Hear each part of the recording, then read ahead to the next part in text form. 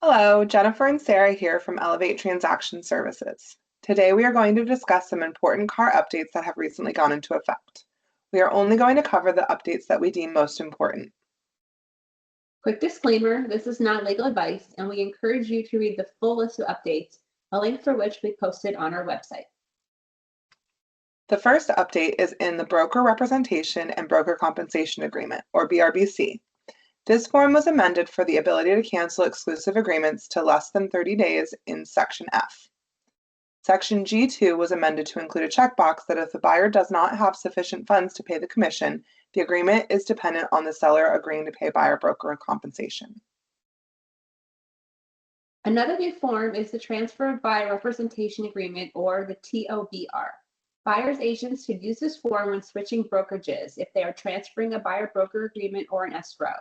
This is an all-encompassing document that confirms which brokerage will receive payment. It acknowledges the agency relationship termination, and it instructs on any new documents needed to finalize the transfer. The next revision is the Cancellation of Buyer Representation, or COBR. This form was revised to add the ability to cancel representation for certain properties only, and the option to cancel specifically due to the seller of the property in question declining to pay buyer broker compensation. Page 2 has also added a section for either a mutual or one-sided cancellation. Next is a new form called the Cancellation of Agency Confirmation Amendment to Purchase Agreement, or CAC. The first section of this form can be used to cancel the buyer and buyer-broker agency relationship. For example, if the seller will not pay commissions, the broker has the right to cancel the representation agreement. The second section of this form can be used to cancel agency relationship and amend the purchase contract, for example, when an agent moves brokerages during a transaction. There are a couple of changes to the Residential Listing Agreement, RLA, and Multiple Listing Service Addendum, MLSA.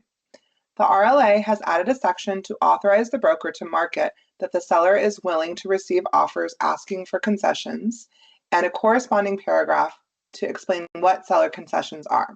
This verbiage has been taken out of the MLSA.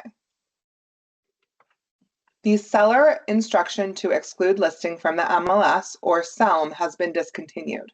In its place, you will want to continue to use the MLSA, which details MLS instructions in Section D.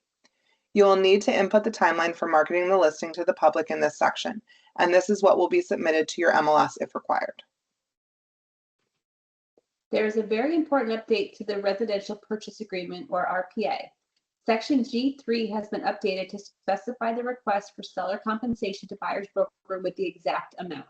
You will still need to make sure box G3 is checked. This information will no longer need to be provided on a separate seller payment to buyer broker, or SPBB, which has been discontinued. The increased deposit paragraph has been removed from the RPA and is now on a separate addendum, which we will cover next. If the offer includes an increased deposit, you will need to check box D2 and include the separate addendum. The Increased Deposit Addendum, or IDA, is a new addendum to be used in conjunction with the RPA or counteroffer when there is an increased deposit.